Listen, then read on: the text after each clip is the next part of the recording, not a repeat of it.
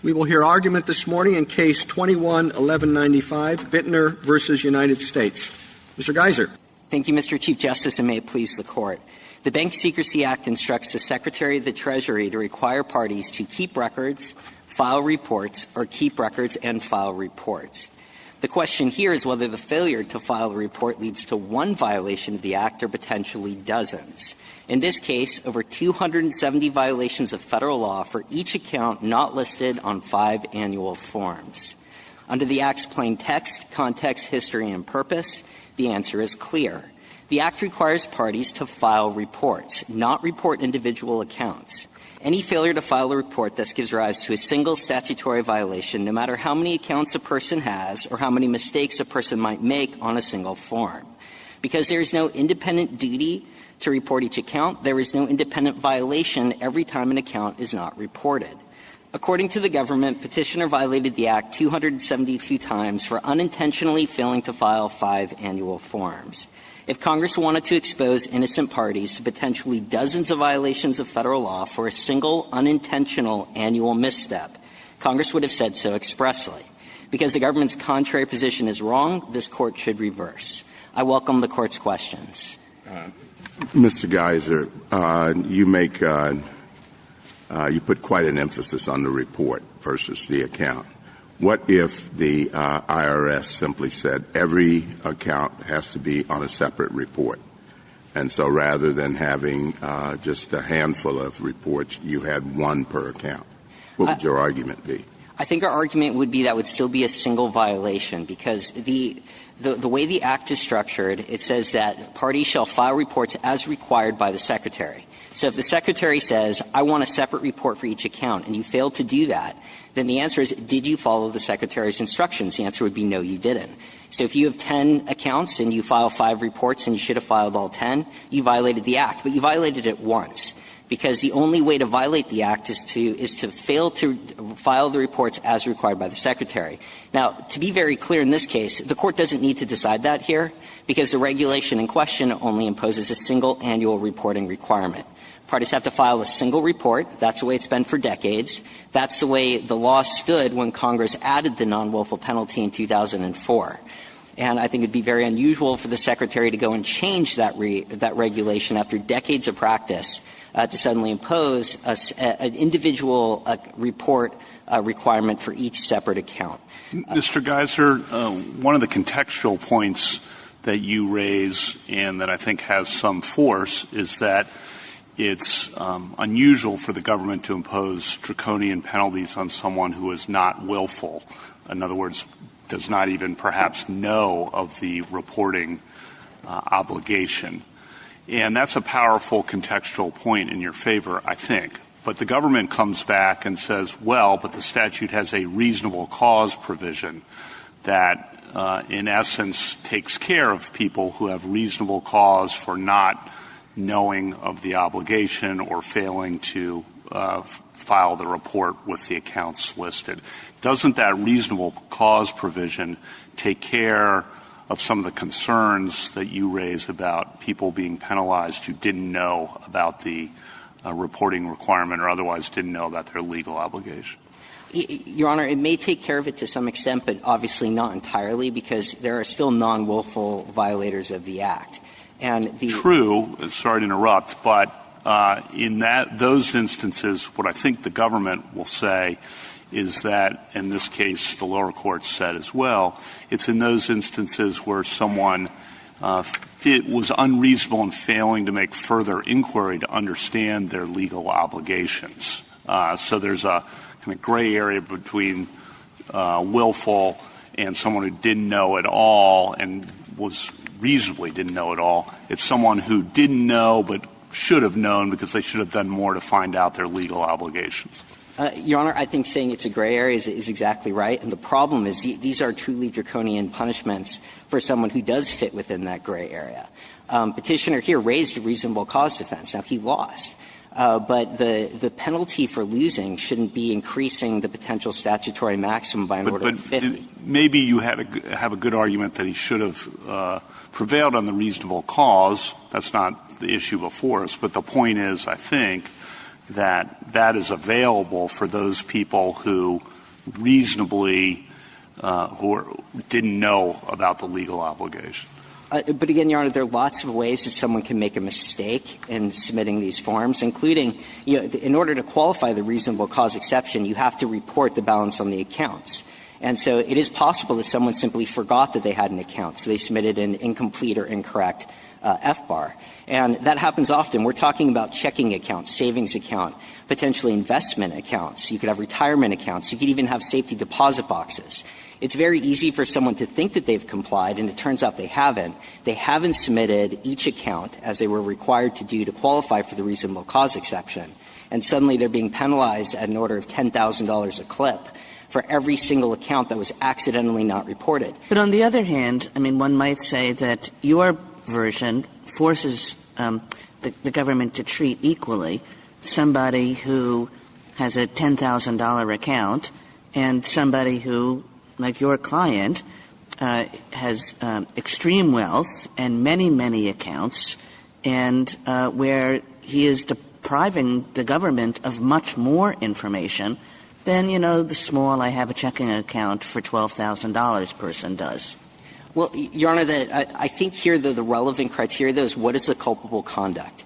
And the culpable conduct under the Act is not filing a report. Now, if you're doing that non-willfully, someone who accidentally doesn't file a report because they don't know that that reporting requirement even exists, whether they have 5 accounts or 500 accounts, they are engaged in the same conduct that Congress is targeting. And I think increasing the punishment, especially for non-willful actors, and especially those actors that aren't even aware that the FBAR requirement is a thing, they don't know what they don't know. Those are people who I think it would be pretty extreme to say suddenly it's a $10,000 penalty per account, and especially taking a step back and looking at the Act and what Congress was doing. 5314 is a record-keeping and reporting requirement. The Secretary has to come up with the regulations, and Congress framed this as a violation of the statute. So the real question is, if Congress is looking at that, what are they thinking? And what they're thinking is, if you fail to do what the Secretary has required you to do, you're subject to a penalty that shall not exceed $10,000. If Congress wanted to impose a separate penalty for each individual account, Congress would have said that. And if we look at other sections of 5321 — Well, the government has an argument that Congress did say that. Starting with 5321, which speaks over and over again with respect to individual accounts. And the government's primary argument in its brief is that this shows that that's exactly what Congress was thinking of. When you have the reasonable cause provision, and it speaks of specific accounts, and the willful provision, and it speaks of specific accounts, and it's all in the structure of a statute which is speaking of a single violation, and then trying to calibrate mens rea with respect to that violation, it would be very odd not to think that Congress meant for the basic provision, without reasonable cause, without willfulness, also to be speaking of individual accounts. I actually read it exactly the opposite way. I know. And if I can explain why, though. Because Congress was focused about account-specific issues. Now, again, these aren't single account-specific issues. It could be multiple accounts that they were focusing on. Congress naturally would have said in defining the violation, there's a separate violation for each account or each transaction not reported. If Your Honor would look at Section A1 of the statute, you can find this on 4A of the appendix to the government's brief. The very last sentence of subsection A1 says specifically, for a violation of that section, a separate violation occurs for each day, and then it goes on and defines what a separate violation is. If Congress really were thinking of an account itself giving rise to a separate $10,000 penalty, I think you'd see identical language here in A5. You'd say, for a violation of Section 5314, a separate violation occurs each time an account is not reported or each time a transaction is not reported. Congress didn't use that language despite referencing accounts for other purposes in the neighboring provisions. Counsel, could that possibly be because we're assuming that Congress was focused on accounts when it's possible that they were actually focused on the person? So the thing that I'm trying to get my mind around is the fact that in 5314, I don't even see the word account. It says, it refers to persons who make a transaction or maintain a relation. So first of all, we have no account word in this statute. And then when I look at the history of it, it appears to me, and you might correct me if I'm wrong, that Section 5314 originally directed the Secretary to require any resident or citizen who engages in any transaction or maintains any relationship to file this record. And when they amended the statute, they said they changed it to the language that exists here, but said this is really not a material change. So if that's kind of how we're looking at it, then I think maybe we're not even being directed by the statute to care so much about the accounts, because what Congress was trying to do is give the Secretary information about who was engaged in these kinds of activities, and then the Secretary could go afterwards and ask them for more information. There's that provision about the 25 accounts or whatever. You don't even have to give the information. So as long as the Secretary knows who is involved in this, then they have the essential nub of information that they need to do further investigation. That's how I'm looking at it. Am I wrong? Yeah, I don't think you are, and I actually think that the points Your Honor has made, I think, support our theory exactly. So the original version of the Act talked about who needs to file a report. It didn't say what you have to file. So Congress is not trying to say in that language. The only language, by the way, even in the old version or the current version, that even debatably references account is that maintains a relation language. That's what they're referring to for the account. But when Congress did that, they didn't say you need to report each account. They're simply telling the Secretary, by the way, Secretary, you figure this out. You figure out what rules we need. This is the regulated class. This is who you're regulating. It's not what that regulated class has to do. And when Congress Go ahead, finish. When Congress then premises the violation on the statute, and it's not on the regulation, so, and again, when the Secretary did make these regulations, it's very odd to think that this was an account-specific focus. When they're activated by an aggregate account balance, you could have 100 accounts that's under the $10,000 in one threshold. You don't have to report anything. And for people who have lots of accounts, you don't have to report what those accounts are. So I think it shows the Secretary also understood the statute is effectively looking at money in foreign bank accounts and foreign transactions, and not necessarily focused specifically on each individual account as giving rise to a separate $10,000 violation. May I take you back to Justice Thomas's question? He asked you whether there would be multiple violations if the Secretary went back to requiring a separate report for each account. And you said, no, that's not what the statute provides. And then you made a second argument about the regulations. But to take you to the first part of that argument, aren't you reading into the statute there an annual reporting requirement? The statute 5314 says nothing about how many times per year or how many years. It doesn't say anything about when, temporally, when you have to file a report. So suppose the Secretary said you have to file a report every 6 months or every quarter. Would under your theory, would those be multiple violations? I think in that case, depending on the wording of the regulation, which is key, I think there would be multiple violations, precisely because you ask, what requirements did the Secretary impose? I have to file reports as required by the Secretary. What are those requirements? So you can pull out a list, write down every requirement, and you can just go and check it off. And if you check off every box, you're fine. If you miss a box, you violate the statute. But I don't think you can violate the statute more than once. The question is, did you do what you were instructed to do? If the Secretary says, I want this quarterly, then every quarter you do need to file a separate report. That's the focus of the Secretary. Counsel, am I right that under your view, if you don't file any report at all, say you have 10 accounts, that's a $10,000 fine? That's correct, Your Honor. And if you file a report but list only one account, that's also a $10,000 fine? That is also a $10,000 fine? Well, doesn't that seem – I would think the failure to file at all is more egregious. I mean, the Secretary doesn't even know, the Commissioner, that you have accounts or that you're out there. And yet the listing only one account would seem to me to be, mistaken under your view, but at least the Secretary is aware that you're out there and have foreign accounts. Don't you think it's a problem that not filing at all and filing incomplete have the same fine? No, Your Honor, and I actually think the government might flip it around and say the problem is in the reverse, and this is why. If you fail to file the report, the most likely explanation is you didn't know you had to file a report at all. You don't even know what an FBAR is. You didn't know you need to file anything. If you filed a report, it at least shows that you're aware that the report is there. And if you do fail to list multiple accounts, this is where the government tends to get aggressive and say, now this is a willful violation, where you're subject to even greater penalties because you knew about the FBAR requirement and for some reason you didn't manage to report all your accounts. Now, the reason that a lot of people don't report all their accounts is this is tricky stuff. When you read the statute, again, it doesn't even say account. It says maintains a relation.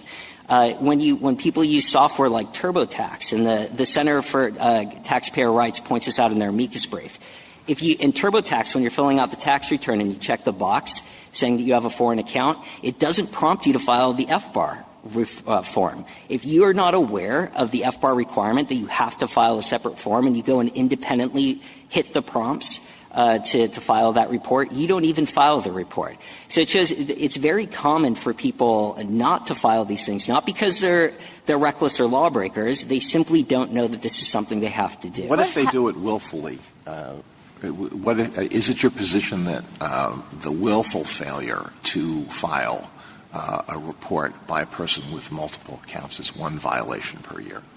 Yes, Your Honor. It's the same definition of violation I think carries throughout the statute, both in 5321 and in 5322, by the way, which is why in our case, had petitioner acted willfully in a criminal sense, under the government's reading, he would be exposed to a prison sentence of 1,300 years in jail, which seems pretty egregious for what is really a prophylactic paperwork error. Sorry. No, it is a requirement that serves important functions, but this isn't a malum in se offense. There's nothing inherently wrong with not filing a document listing your accounts. This is only to prevent other criminal conduct or other substantive misconduct. And it's pretty unusual to see a draconian punishment of millions of dollars of fines for not filing accidentally in our case, and even in a willful violation doing it on purpose, a single document. Now, I will point out that for a willful violation, given the way that the penalty is structured, it's still a single violation, but the penalty can go up based on the balances in the accounts that you didn't report. Well, that's what I wanted to explore with you, and to follow up to the Chief Justice's question. I just want to make sure I understand how you read, is it 3521? Right. So we have a violation for failing to file or for misreporting one account, many accounts, whatever. And if we're in willful land, as I understand your position in C, then the government may look at the amount in the accounts and take a considerable portion of the balance of those accounts. Is that right? That is right, Your Honor. Okay. And if we're in non-willful land, then we're in 5A, and it's the $10,000. And there's an opportunity, that's A1, but then there's a reasonable cause exception. And this one got me a little tripped up, and I just want to make sure I understand your response, because there the willful cause exception does reference the amount in accounts again. We go back to that. But as I understand your position, and the American College helped me a little bit here, I think, is that the balance in the account might become relevant as part of an affirmative defense that the taxpayer has to present if it wishes to avoid the non-willful violation on the basis of a reasonable excuse. Is that, have I got about right? That is about right. And so in order to take advantage of the reasonable cause exception, a taxpayer has to report correctly the balances in the accounts that they have. So if they have 10 accounts and they report 9 of those accounts and they fail to report 1, they cannot take advantage of the reasonable cause. They still get zapped for the non-willful violation. Exactly. Okay. All right. And again, for the willful violation, whether it's 1, 0, or 50, you go account by account and the government can take a whole lot of it. They can. Now again, unless you reported those accounts. Sure. So it's sure. just No, accounts but not it's the willful violation portions. Okay. And that's how you would answer, because presumably this section applies if you file a timely report. I mean, I think your reading has more force if you're thinking of someone who just didn't file a report at all, like your client, and then filed it later. What about somebody who files a timely report but omits some of the account information on it? I assume that you would say that then that's evidence of a willful violation, and so we're in willful land, as Justice Gorsuch calls it? Well, you're not necessarily in willful land. It depends on the circumstances. Now, the government will often say that's a willful violation because They'll go and say, why were you reckless in not finding each of your accounts?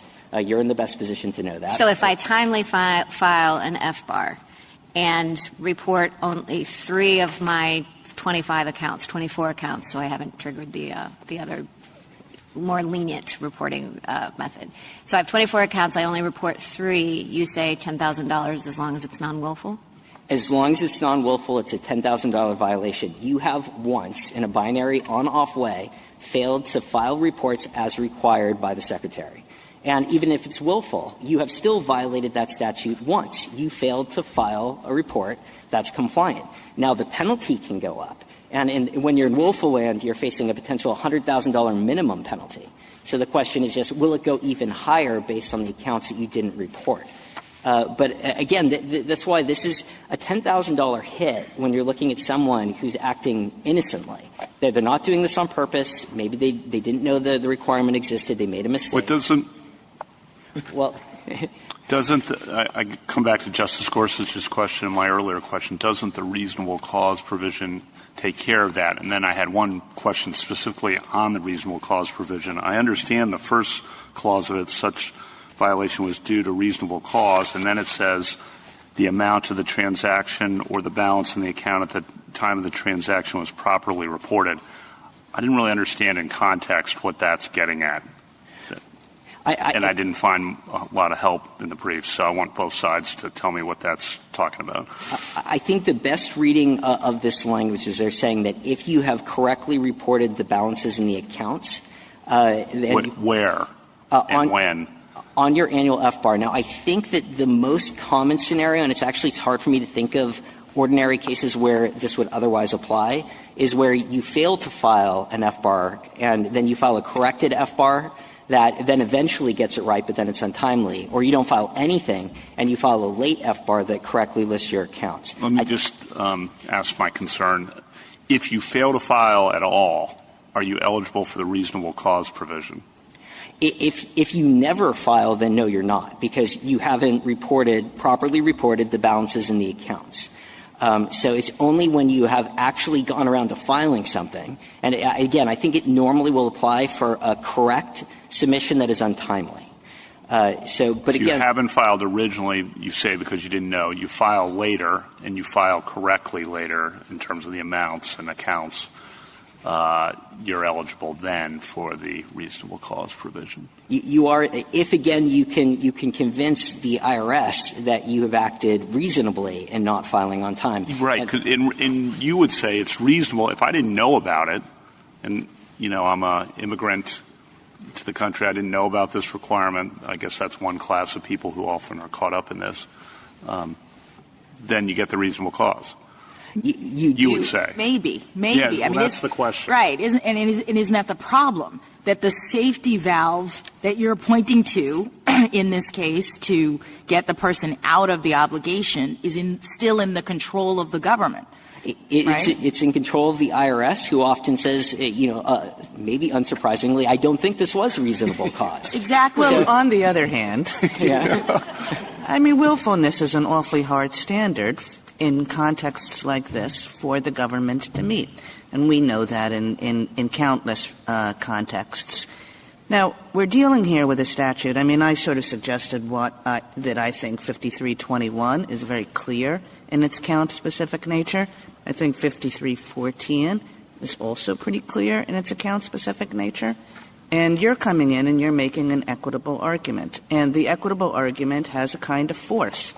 But I think the questions here are, is that force mitigated when one realizes that there is a reasonable cause exception, and that on the other hand of this equitable argument is that there is a real difference between a person with not much wealth not knowing that he should be filing something about his checking account, and a person who has hundreds of millions of dollars in many, many accounts, is constantly making transactions, is constantly opening and closing them, maybe doing it to evade taxes, maybe doing it to finance terrorism. And, in that case, the equities go against you. And that suggests, well, let's just look at the statute. And the statute, as I said, is very account-specific. Well, Your Honor, first I want to be clear. Our primary argument is not equitable. It's textual. We just read the statute in a very different way.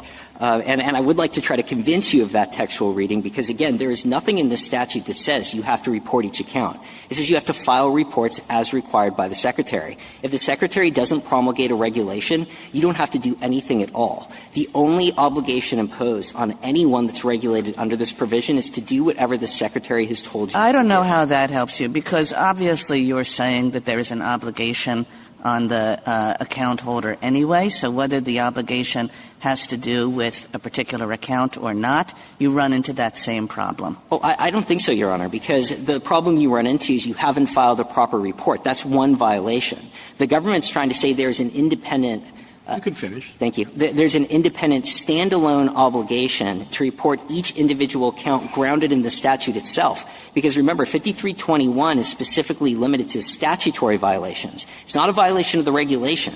And when Congress wanted to extend this to not doing what the regulation says, they said so expressly. They do that in A2 and A3 of 5321. Thank you, counsel. Justice Thomas? Mr. Geiser, I'm still not understanding how, if you conflate the obligation to file a report with the account, that it's one account, one report, how that doesn't change your argument.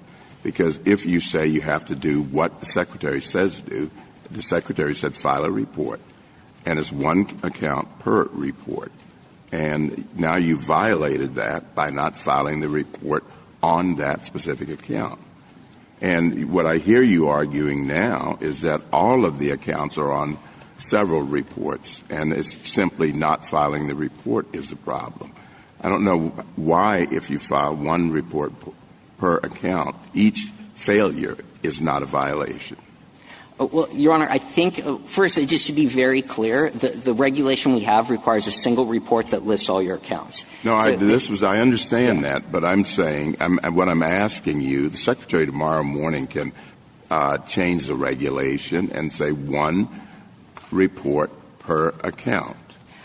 And I think if the Secretary tomorrow morning departed from decades of settled practice of requiring an annual report where all the accounts are listed, specifically to try to multiply the statutory violations, I'd be very curious how an APA challenge would come out to that change. But to answer your question directly, the reason we think that it is still a single violation is Congress did not write account-specific rules directly in the statute. They basically delegated this problem to the Secretary. They said, you figure out what reporting requirements are there, you figure out what people are required to do.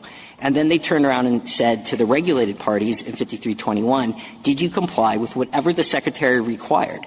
So if the Secretary says, here's a piece of paper, list all your accounts, if you list 7 of 10, that's a violation. If they said, here's a stack of paper, I want you to write down each account on a different piece of paper, and you turn in 7 pieces instead of 10 pieces, you've again not followed the Secretary's instructions. But it really is a question sort of at a higher level of generality based on the way this statute is structured. But again, you can disagree with every single thing I've just said and still reverse, because in this case the regulation is a single annual report, and all you need to do as a regulated party is to file reports as required by the Secretary. It does not say to report each account. Justice Alito? Justice Sotomayor? You know, the problem I'm having is that you seem to be equating report with a form. And my problem is that as I read everything in the statute, the report, you say it's not as to an account, and Justice Jackson says not to an account either. But the whole structure says every time you make a transaction or maintain a relationship for any person with a foreign financial agency, you have to tell the government about that. That's what the word report means. Whether you do it on one form or 10 forms is irrelevant to me. I think the essence, as set forth in the plain language of the statute, is if you have a relationship, an account, tell me about it. That's what the government — I thought that was the whole purpose of this act, was that wealthy people were squirreling away millions of dollars in foreign accounts all over the world. and the government wanted to know where these accounts were. That's the whole purpose of the statute. All of the transactions that are being set are in the singular.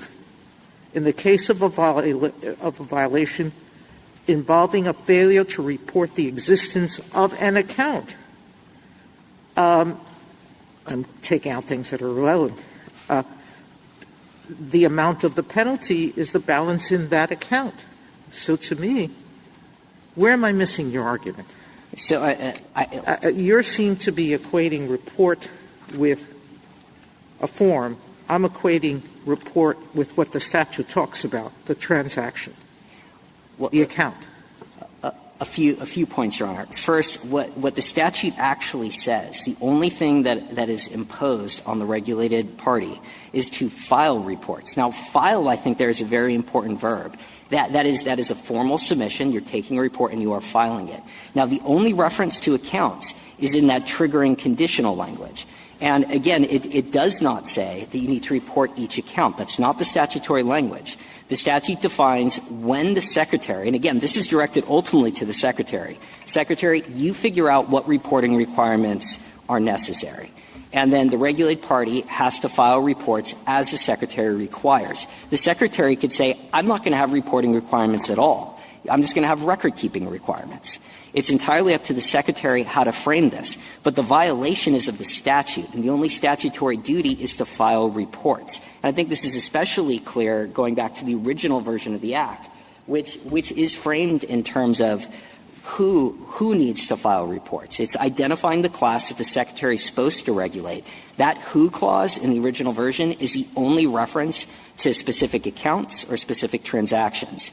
And again, the targeted conduct is filing reports. Now, as for the part about Congress trying to prevent people from doing bad things with foreign accounts and doing money laundering and tax evasion, Congress originally was focused on the willful violator, which is why for decades under the Act there was no penalty whatsoever for a non-willful violation.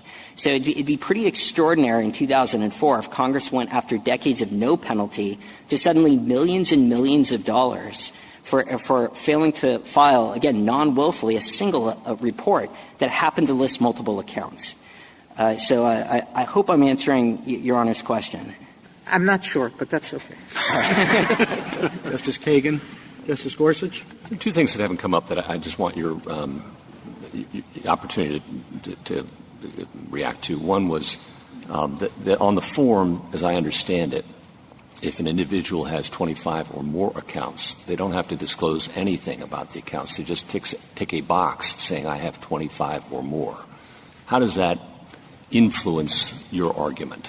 I think it influences it positively because it suggests, first, the Secretary really isn't concerned about seeing every individual account because you would think that someone who has even more accounts would be the person who you're most concerned about doing something that might be otherwise nefarious. And I think the other way that it really does help us is it's pretty extraordinary to say, let's say you file that report and it's accurate. You check the box correctly. You say I have 30 accounts, but you file it a day late. Under the government's view, you've just committed 30 separate violations of federal law by filing a single form 1 day late because you didn't report those 30 accounts in a timely fashion. I think that is an extraordinary reading of the statute, especially when it has nothing at all that says there is a specific requirement to report each account. And secondly, there was some discussion in the briefs about the government's guidance documents in this area, which seemed to favor your position. The government isn't asking for Chevron deference for its interpretations of the statute and argues that you shouldn't be allowed to use them to stop the government either. What do we make of all of that? Well, I think there are a couple things you can make of it. The first is that when the government itself is reading the statute, even if they're doing it as they suggest kind of in a casual way, they come to our interpretation of the statute. They've said repeatedly over time that the failure to file an FBAR is subject to a maximum $10,000 penalty.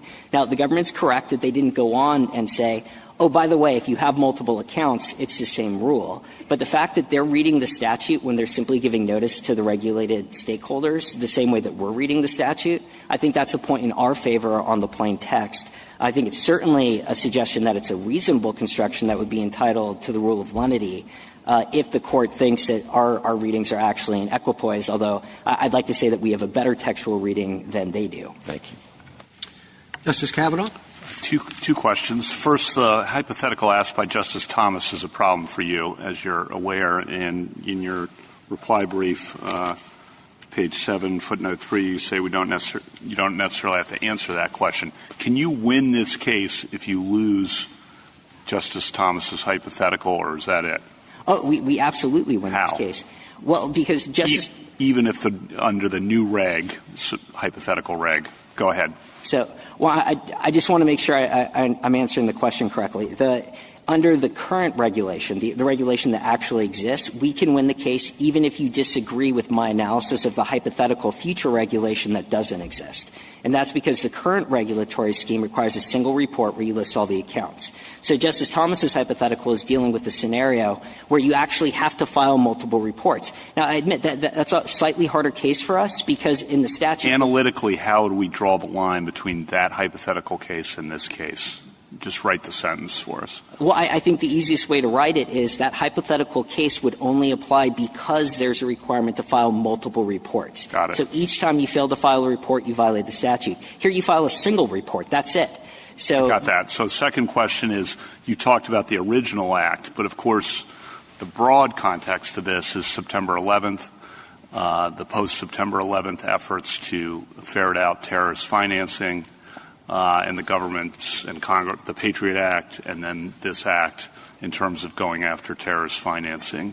Not surprisingly, therefore, the statute has substantial penalties and is very broad and puts the duty, in essence, on people to know their legal obligations. You want to respond at all to that context? It's not a surprise it changes after September 11th, 2001. I agree, Your Honor. It's not a surprise, but I would say that a $10,000 penalty for most people for a paperwork error that they've done unwittingly. They're not trying to hide anything. It's not accompanied by any substantive misconduct. A $10,000 hit for the average person who's unaware of the FBAR requirement is a pretty substantial hit.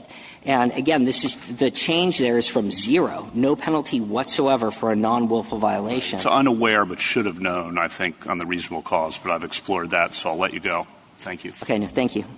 Justice Barrett? Yes, so we're talking about the reporting requirement in the case, but I just want to focus for a moment on 5314's requirement. It says to keep records, file reports, or keep records and file reports. So on record keeping, is it your position that the record-keeping requirement is account-specific? No, Your Honor. I think we would say it's the same thing. You either comply with you've either kept the records the Secretary has required you to keep or you haven't. And so if I have 20 accounts and I only keep records on one, I've only violated it once? Well, you've only violated it once for the record-keeping, and again, in a non-willful way. So if we're talking about a non-willful violation, you didn't keep records because you didn't know you should have kept records. Now, if Congress is concerned about that, they can use language in A5 that mimics the language in A1 and say for a violation of 5314, there is a separate violation for each record not kept. That's the kind of language I think you would expect to see, especially when Congress is using other account-specific language. They're thinking about it in some cases as I'm going to look at an individual account and how it complies with whether there's a heightened penalty or not. But yet, when it comes to the basic violation, I'm looking at a statute that tells the Secretary, you figure this out, you impose whatever requirements you think are appropriate in the manner and to the extent that you see fit.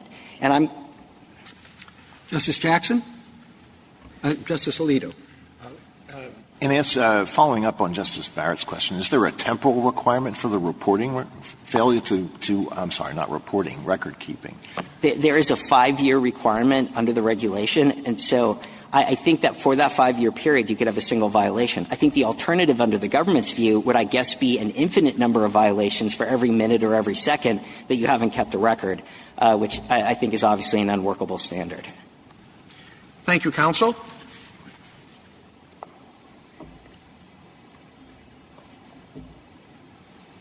Mr. Garnieri? Mr. Chief Justice, and may it please the Court. The Bank Secrecy Act authorizes the Secretary of the Treasury to assess a separate civil penalty for each foreign financial account that a U.S. person fails to report. Petitioner violated the Act 272 times, not just 5 times, when he failed to report dozens of foreign financial accounts in each of 5 years. That understanding of the statutory scheme flows straightforwardly from the text. As Justice Kagan illustrated this morning, Section 5321A5 sets up a one-to-one correspondence in which each undisclosed account is a separate violation. We know that because the rules in Section 5321A5 for determining the maximum penalty for a given violation involving an undisclosed account turn on the balance in that particular account. Petitioner's reliance on the Dictionary Act is therefore misplaced. The background rules in that Act don't apply if the context of a particular statute indicates otherwise. Here, the text of Section 5321A5 demonstrates that Congress used the singular precisely and with care to establish a one-to-one relationship, the relationship I just described. One account, one violation, one potential civil penalty.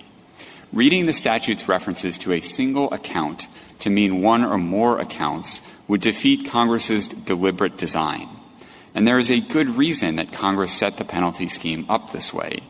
Each time a U.S. person maintains an account with a foreign bank, that relationship is a matter of distinct concern to the United States.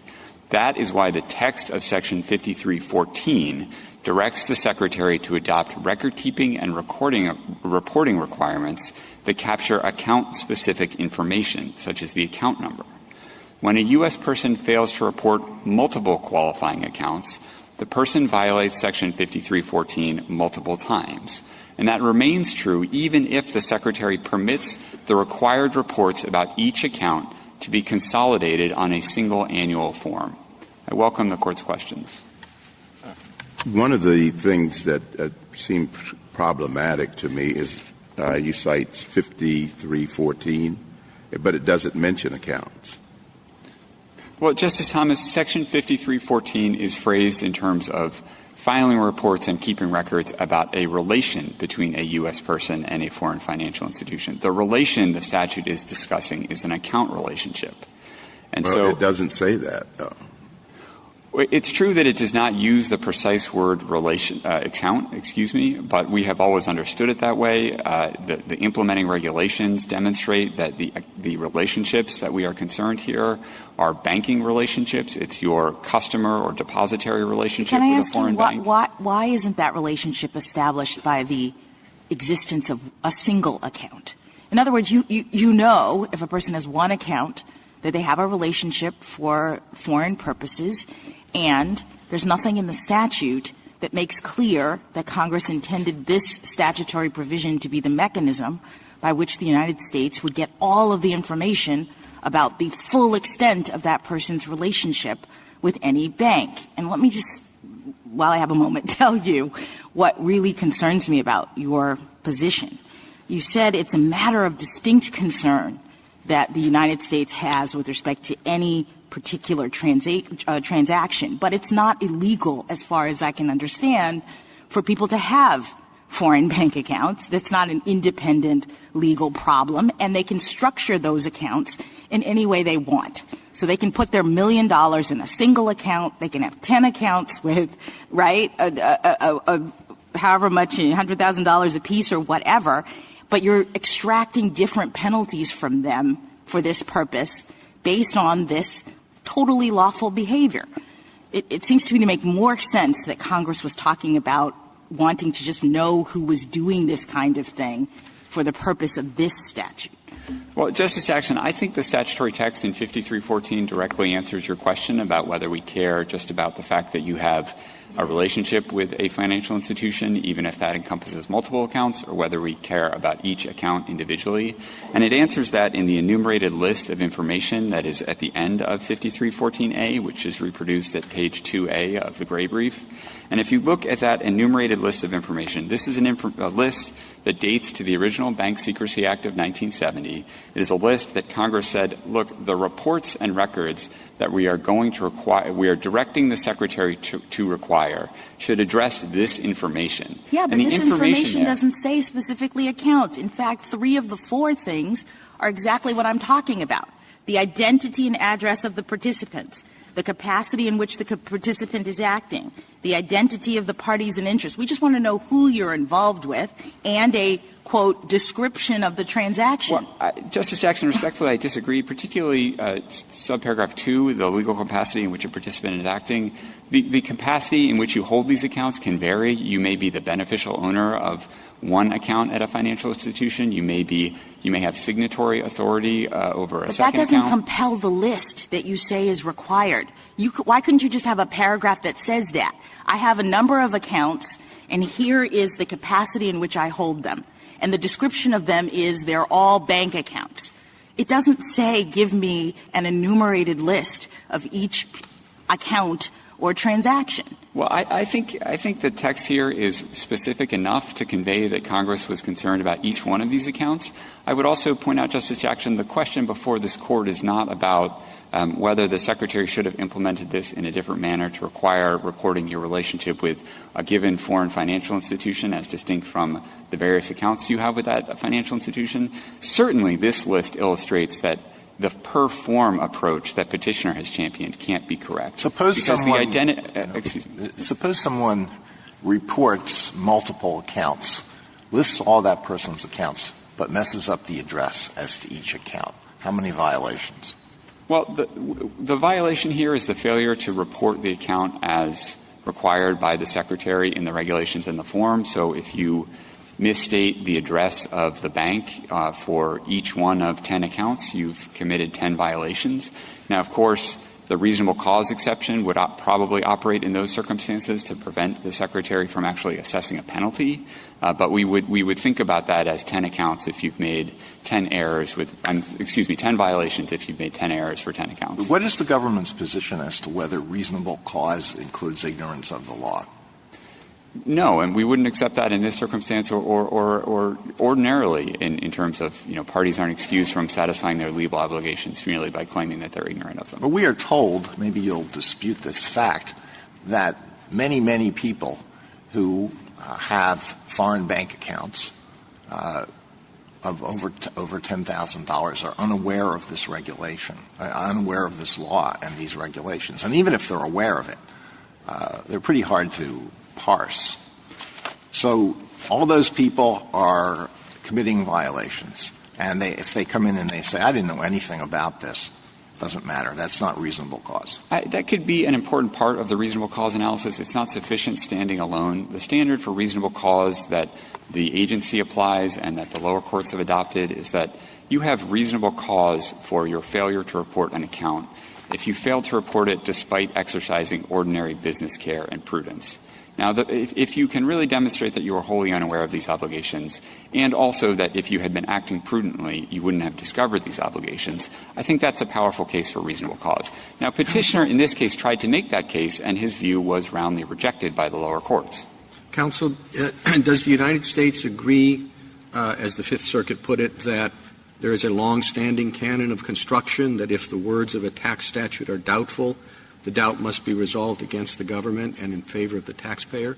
No, I know your position is that you dispute that this is a tax statute, but Mr. Chief Justice, I don't think that there is a legitimate sort of pro-tax avoidance canon. This Court hasn't applied a canon like that in decades. And again, of course, our first line response here is that, this is not a tax case anyway. These penalties are authorized by the Bank Secrecy Act. So even if there were such a canon, it wouldn't apply to this case. In response to Justice Alito's question, you were initially, I thought, a little blasé about the ignorance of the law is no defense. If you truly don't know a legal requirement, given the numerous regulatory requirements imposed on someone, and it's true, I believe, that a significant percentage of people who have these accounts have no idea they're supposed to do reporting, that's a little bit problematic. Now, you then said the reasonable cause provision can take care of that. And I think you said if someone truly did not know about their legal obligation and had exercised prudent care, I suppose, in trying to be aware of their legal obligations, you said that's a powerful case. That should be a definitive case, shouldn't it? It is a very powerful case, certainly. It's a. Hey, you added a very. That's good. Well, Justice Kavanaugh, it's hard to give categorical answers because this is a fact-specific test. So, we would want to sort of take the facts as given in a particular case.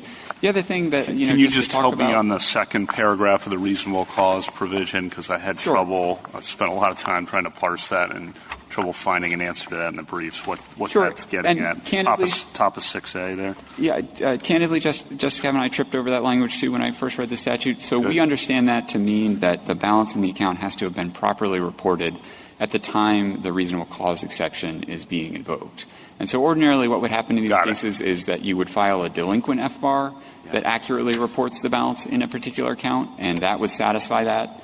I think it was written that way because there's some suggestion in the history that at the time legislators contemplated that the balance in these accounts might be reported in other ways as well, for example, through the income tax system. It's not true, but why isn't that a strike against your interpretation that when we talk about penalties for failing to file the report in 5321, 5A talks about non-willful violations, and it's any violation, period. No account mentioned. $10,000. And then willful violations down in C, which is what your brief really heavily focuses on, does talk heavily about accounts and says that it's $100,000 or 50% of the account, whichever is greater. And it goes on and on and on about accounts. That isn't mentioned in the non-willful violation. That language doesn't appear. The only place it appears was the reasonable cause exception, which is, as was pointed out to me in the American College brief, an affirmative defense. It's not what the government has to prove to establish a violation. So the one place where you need it, you don't seem to have it.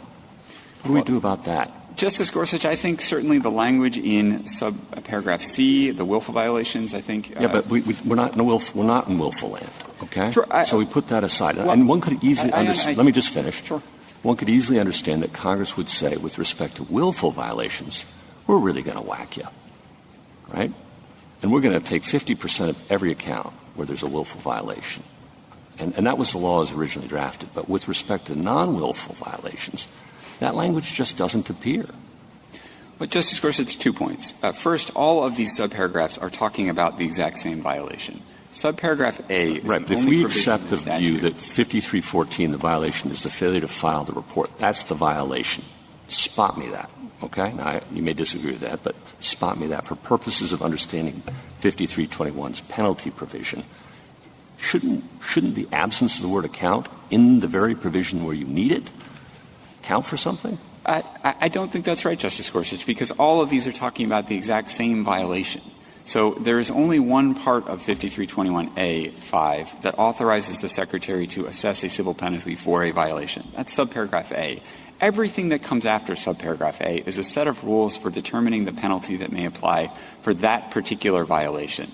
And we know that the rules in subparagraph C and D for willful violations are explicitly account-specific because they turn on the balance in the account. Everything below does. Go ahead. Well, Justice Gorsuch, the other thing I think might be relevant here to help convey our reading of the statute. If you look at subparagraph C, it also says that put C aside. That's willful. And I'm trying to ask you. Sure, I'm trying to make a point about how the different paragraphs relate to one another. Subparagraph C says that you can't get the reasonable cause exception if it's a willful violation. And so what that means is that the reasonable cause exception only applies in cases of non-willful violations. Right. And the reasonable cause exception is itself account-specific. It uses language Yes, again, and I think that what was pointed out to me, maybe you have a response to this. I'd like to hear it if you do. Is that's a defense that the taxpayer then has to come forward with. That's not what the government has to prove to establish a non-willful violation. Well, I agree with that, but we're making a point about the way the text is written, okay. Justice Gorsuch. All right. If I can shift then. I think I understand your point. What do we do with the government's guidance documents, which I would, if it favored the government, I would fully expect the government to have an argument about Chevron deference before us. Or maybe it wouldn't these days. I don't know. But we would at least be asked to give it Skidmore deference. And here they're like garlic to a vampire for the government. You don't want to touch them. What do we do with that? Well, there's a logical explanation for that, Justice Gorsuch, and that is that the penalty, the specific question this Court is being asked to resolve in this case is what is the meaning of the phrase violation of Section 5314? But if the government's telling taxpayers, Section 5321A5, the Secretary has not promulgated a regulation. It's got a legion. Nobody promulgates regulations anymore. It's too troublesome. They issue guidance documents. And so the government has issued legions of guidance documents. We've got them all over the briefs. And I just want to hear, on the merits, what's your response to them? Sure. The critical guidance document here is the Internal Revenue Manual, which is the guidance document that IRS examiners apply in assessing penalties in these cases. It is publicly available to taxpayers. If you look at the Internal Revenue Manual, it expresses the same per-account view that we are defending in this case. What about all the other materials? And his amici are pointing to are some other places in which, in isolated statements, the IRS has said things like, if you fail to file the FBAR, the penalty can be up to $10,000. Up to $10,000. There is no. The petitioner has not identified a single instance in which the government has ever endorsed his view that if you fail to report multiple accounts, you can only be liable for a single penalty. And I'd also like to talk a little bit about exactly what petitioner's view is.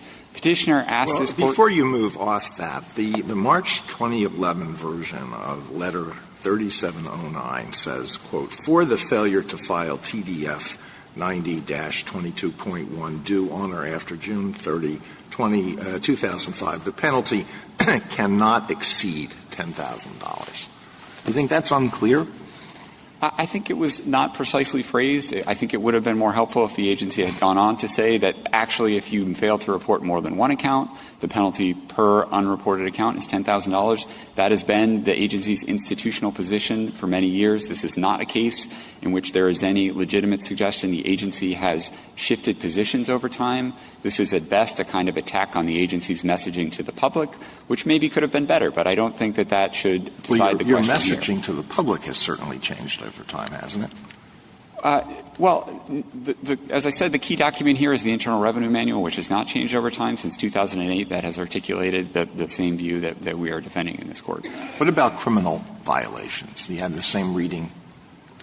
Yes, we do. We think that if you satisfy the other elements of the criminal offense in Section 5322A, that each failure or each willful failure to disclose to the United States one of your foreign bank accounts could be the basis for a separate criminal prosecution.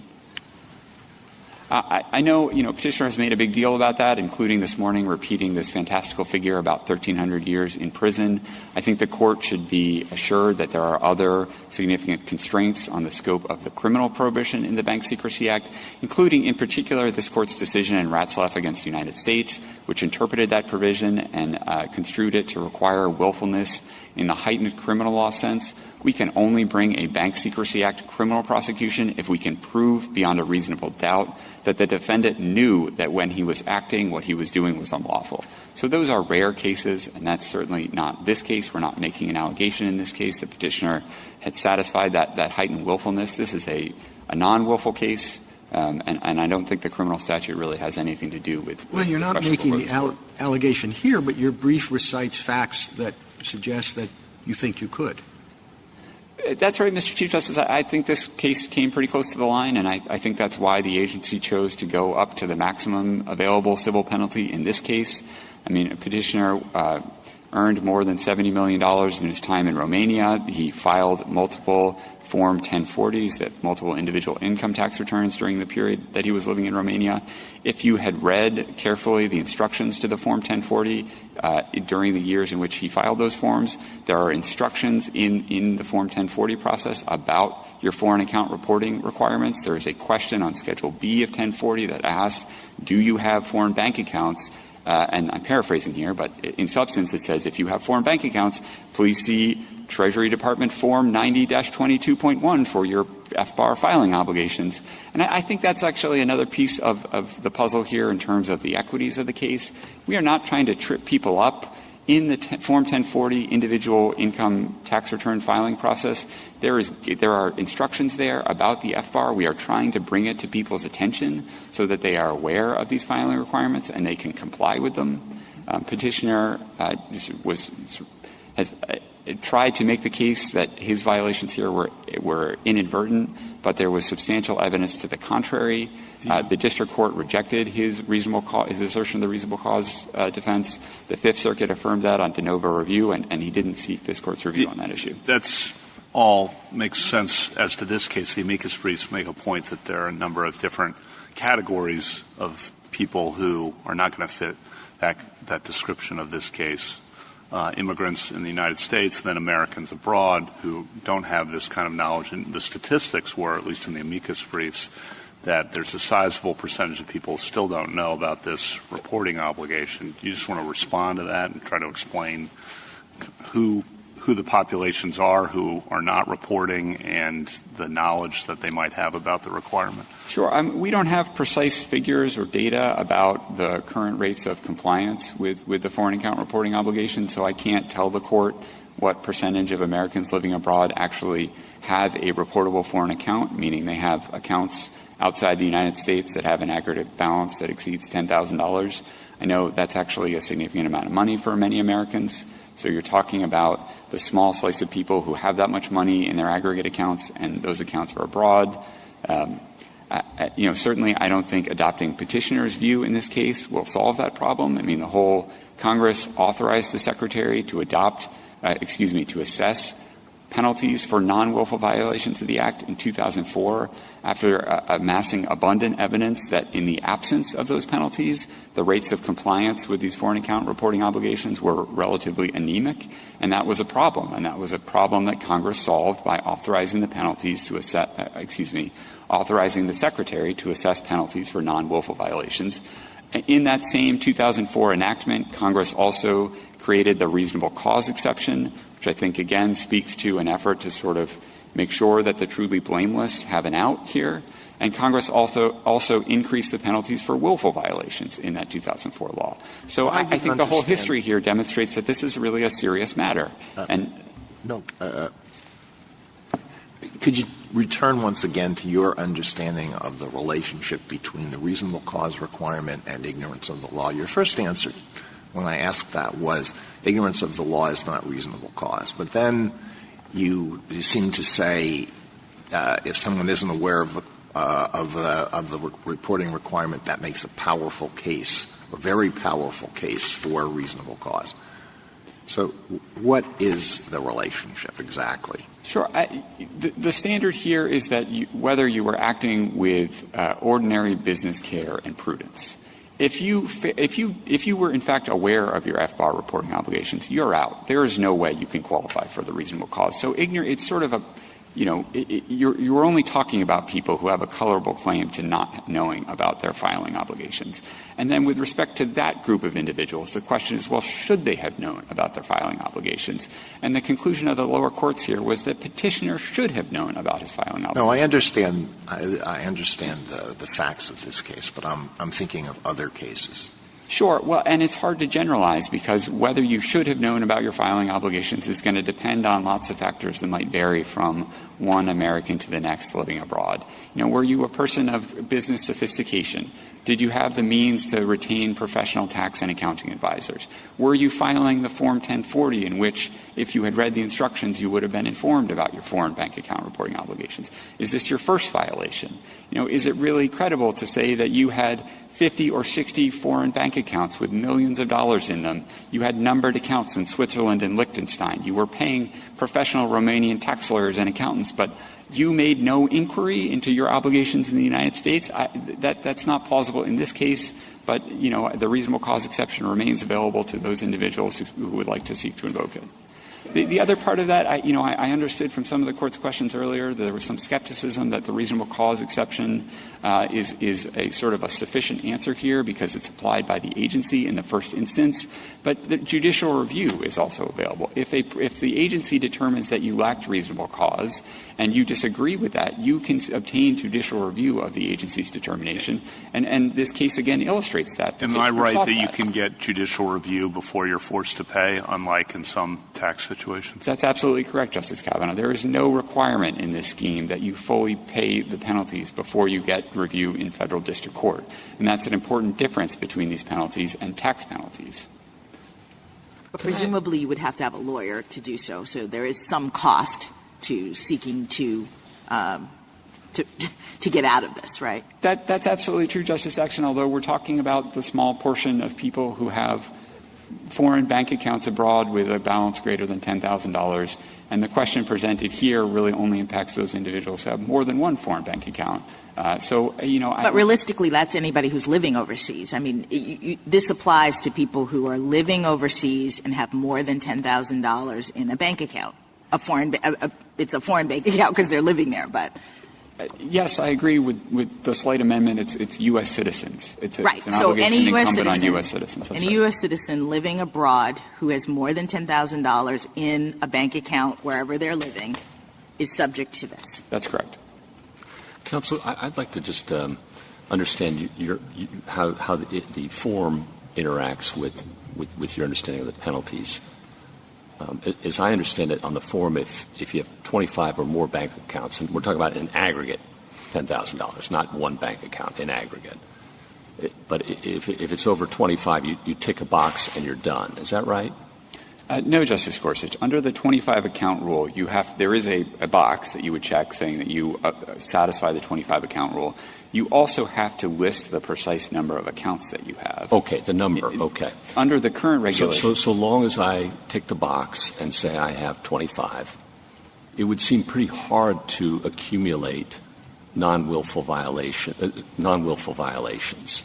Whereas if it's under 25 and you have the wrong address of the bank 12 times, that's a $120,000 fine.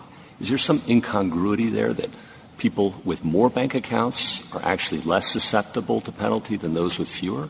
Well, I take the point, Justice Gorsuch. You certainly have to provide less information in the first instance if you qualify for one of these 25 account rules. You are under a continuing obligation to provide that information to the Secretary, and in that sense, if you misstate the information when the Secretary requests it, you are in the same position as the individual who is required to provide that information up front on the form. As we've explained in our brief, the Financial Crimes Enforcement Network has published a notice of proposed rulemaking to eliminate the 25 account rule. It is a vestige of an era before word processing and electronic filing in which the agency's judgment at the time was that individuals who had a very large number of accounts, the administrative burden of reporting all of those accounts in the first instance rather than just providing information when requested exceeded the value to the department of receiving that information on the form itself. I think we might strike a different balance now, but again, there's an ongoing rulemaking addressing that. And I certainly don't think the 25 account rules helps petitioner in this case because it doesn't undermine our position that each one of these accounts is a matter of distinct concern, and if you fail to report any one of them, you have committed a distinct violation. There is some basic information besides just checking the box, isn't there? That's absolutely right, Justice Sotomayor. You are required to fill out the other portion of the form identifying information about the filer of the form. Also, to be precise, there are two 25 account rules in the current regulations, and they require you to report the relationship that you have to the accounts. So do you have a financial interest in those accounts, or do you have signatory or other authority over the accounts but not a financial interest? That information is provided even if you invoke one of these rules. If you have signatory authority over one of these accounts, you are required to identify the beneficial owner of the account even if you qualify for one of these 25 account rules. So there is certainly additional information. I guess the question is you don't have to identify the account number? You don't have to provide some of the granular information that would have otherwise been required if you don't qualify, like the account number and the address and things like that. Thank you, counsel. Anything further here? Any further? Okay. Thank you. Mr. Geiser, rebuttal? Thank you, Mr. Chief Justice. A few short points. First, for the reasonable cause exception, I think when my friend says that ignorance of the law is no excuse, what this is showing is exactly what Justice Jackson pointed out. This is inviting regulated parties to have to spend money on lawyers to litigate first at the agency level, hope they win, and then if they lose, litigate in court to try to establish, as my friend suggested, is a fact-specific defense. That is quite the burden on the average person, especially with the cudgel of per-account penalties hanging over their head if they lose. Anyone with 10 or 20 accounts could be facing massive fines if it turns out that they can't prevail in the reasonable cause defense. And just to show how extreme this can be, if you look to pages 104 and 106 of the Joint Appendix, you'll see that some of these $10,000 penalties in this case were premised on accounts that had $24 in them for the year, $31, $25. This is very unlikely what Congress would have actually been thinking, is this is an appropriate calibrated punishment for a non-willful violation. Now, for the avoidance canons, I think it's interesting that my friend concedes that 5322 defines violation the same way as 5321. And I know he said that it is, in fact, a fantastical number to suggest that Congress thought that there would be a 1,300-year prison sentence for a reporting error. And I know my friend says, well, willfulness is a very high bar, and it certainly is. But the point, that misses the point, was Congress, in looking at this, saying if you willfully violate a reporting requirement with no other criminal misconduct, a prison sentence in the thousands is an appropriate punishment. I think that casts doubt that what Congress was thinking of violation is really a per-account measure as opposed to a per-report measure. And I think that follows specifically when the language of the actual statute talks about filing reports. It does not say reporting accounts. It uses the word file. You have to submit the document. And under the current regulations, which is all that really matters for this case, you file a single annual report listing all of your accounts. Just to correct a minor factual point, which I know isn't really critical to the statutory question, but just to be clear for this case, Petitioner did file some U.S. tax returns while he was living abroad. He did so because he had invested in a relative's restaurant in California. The relative prepared the tax returns for him. And the reason he thought those were required is because the money was earned in the United States. He misunderstood United States tax law, which I think a lot of people do. And when you're dealing with, my friend says too, it's very unusual to have foreign accounts with $10,000 or more. Again, not for people living abroad. Any U.S. resident or U.S. citizen living abroad is subject to these requirements. For those U.S. citizens, this isn't a foreign bank account. This is your bank account. Or it could be your investment account or your retirement account or your safety deposit box or your checking account. And you need to find an accountant in wherever you're living that's knowledgeable in U.S. Bank Secrecy Act law that knows you need to file an FBAR. To even know to ask that question is pretty extraordinary when accountants in the U.S., as the Center for Taxpayer Rights pointed out, in the United States accountants were unaware of these requirements dating back about a decade ago. So, again, the question really in this case is what was Congress thinking when they imposed a specific requirement to file reports or keep records? And they did not say do this by count. As Justice Gorsuch pointed out, there is no language in A5 defining the violation that is phrased in account-specific language, even though Congress took care to specify what a separate violation is in other sections of 5321. I think when they didn't do that with A5, and when you look at the extraordinary consequences of adopting the government's approach, where you're effectively giving the IRS discretion to decide between a range of 0 and many multiples of the statutory ceiling, I think it becomes pretty clear what Congress had in mind. Thank you, counsel. The case is submitted.